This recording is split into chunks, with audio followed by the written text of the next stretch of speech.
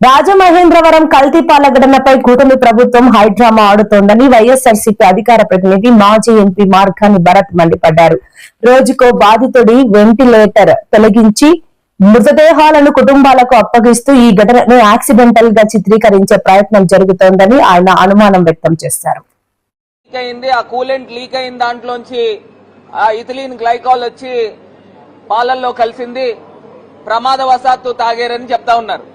నేను ఇవాళ సూటిగా ప్రశ్నిస్తా ఉన్నా, కేవలము ఆ పాలతను 150-160 లీటర్లు ఆయన సప్లై చేస్తా ఉంటే కేవలము ఒక 15-16 కుటుంబాలకి ఎందుకు ఎఫెక్ట్ జరిగింది? ఇథిలీన్ గ్లైకాల్ కనుక కలిస్తే మొత్తం పాలల్లో మొత్తం ఆ ట్యాంకర్ అంతా కలవాలి కదా. కేవలము ఒక 15-16 కుటుంబాలకి వేసిన పాలల్లోనే ఎందుకు తేడా వచ్చింది?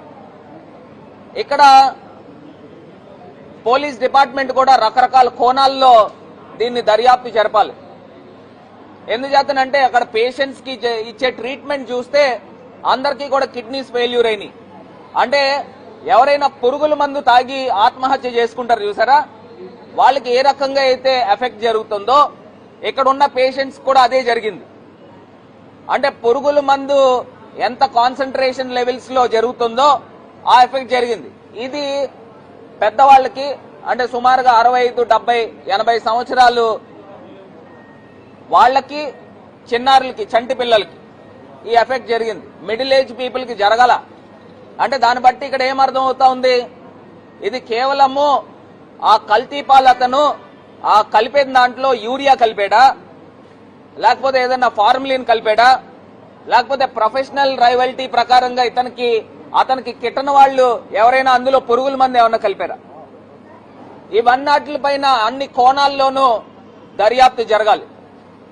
ఏదో మీరు పోలీస్ డిపార్ట్మెంట్ స్టార్టింగ్ ఒక స్టోరీ కుకప్ చేశారు, దాన్ని ఇవాళ యాక్సిడెంట్ కింద చిత్రీకరించే కార్యక్రమం చేస్తా ఉన్నారు.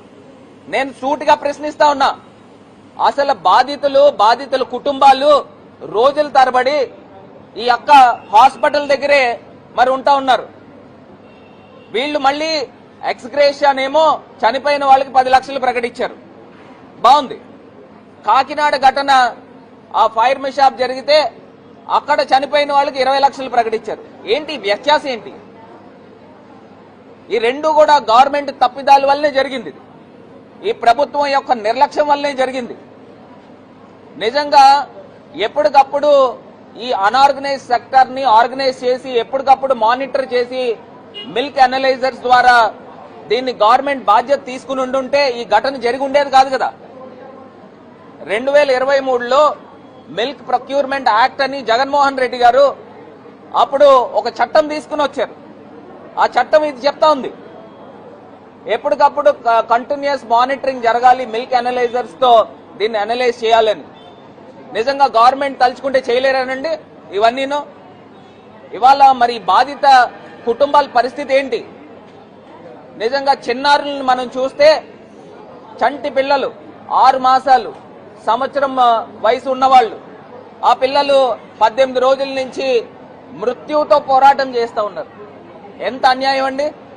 నేను ఇదే కూటమి పెద్దలను అడుగుతా ఉన్నా, మీ ఇంట్లోనే మీ కుటుంబ సభ్యుల్లోనే చిన్నారులకి ఈ రకంగా జరిగితే మీరు ఈ తరహాలో ప్రవర్తిస్తారా అని అడుగుతా ఉన్నా. చంద్రబాబు నాయుడు గారికి బాధ్యత లేదండి? ఆయన రాజమండ్రి సందర్శించి పేషెంట్స్ తాలూకా వివరాలు తెలుసుకుని ఒక రివ్యూ మీటింగ్ తీసుకుని అసలు ఏం జరిగింది అని పూర్తి వివరాలు బయటికి తీసుకురావాలి కదండి. ఇవాళ ఏదైతే పురుగుల మందు తాగి చనిపోతారో, ఆత్మహత్యలు చేసుకుంటారో ఆ తరహాలో ఇక్కడ పేషెంట్స్ తాలూకా పరిస్థితులు కనబడతా ఉన్నాయి. ఇది ముమ్మాటికి కూడా వాస్తవం. నిజంగా గవర్నమెంట్ కే గనక చిత్తశుద్ధి ఉంటే నేషనల్ ఫారెన్సిక్ సైన్స్ ల్యాబొరేటరీస్ పంపించేవారు.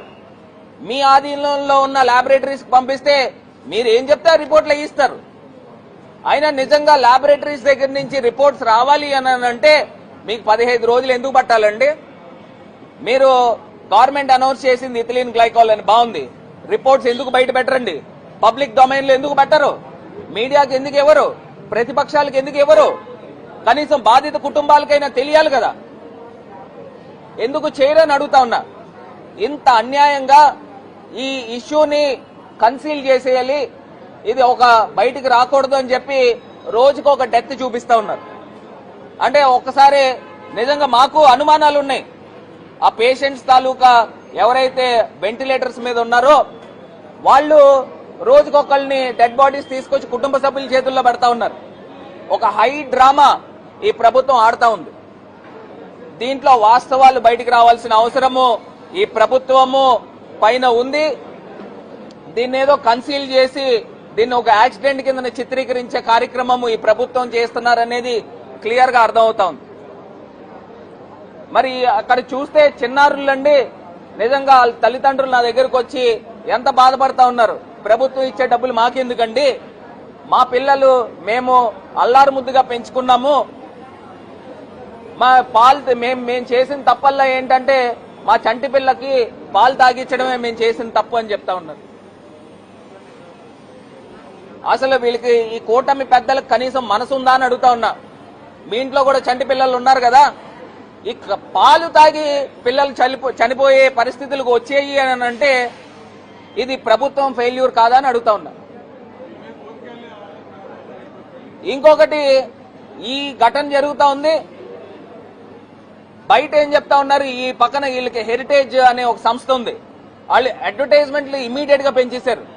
మా 23 స్టేజెస్ లో 25 స్టేజెస్ లో దీని చెకింగ్లు జరుగుతూ ఉంటే అంటే హెరిటేజ్ పాలు తాగండి అని ఈ యొక్క ఇష్యూని కూడా అడ్వాంటేజ్ కింద తీసుకుని వీళ్ళు వ్యాపారాలు పెంచుకునే కార్యక్రమం చేస్తా ఉన్నారు.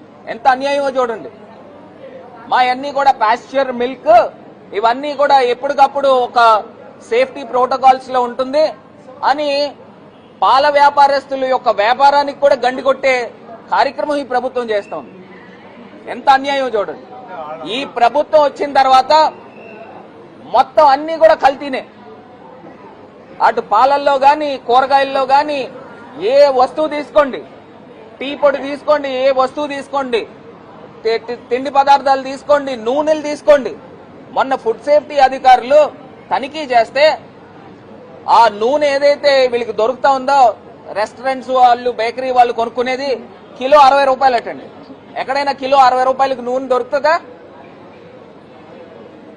ఎంత అన్యాయం చూడండి. ఇప్పుడు గత ప్రభుత్వంలో తిరుపతి లడ్డూ గురించి నేను చెప్తా ఉన్నా. తిరుపతి లడ్డూలో గీ ఫ్లేవర్ ఎన్హాన్సర్స్ కొన్నారు. అంటే దానికి అర్థం ఏంటండి, 2018 చంద్రబాబు నాయుడు గారు ప్రభుత్వం ఉన్నప్పుడు గీ ఫ్లేవర్ ఎన్హాన్సర్స్ కొన్నారు. మీరు నిజంగా స్వచ్ఛమైన నెయ్యి వాడితే ఫ్లేవర్ ఎన్హాన్సర్స్ అనేది ఆర్టిఫిషియల్ లిక్విడ్స్ ఎందుకు కొనాలి అని అడుగుతా ఉన్నా.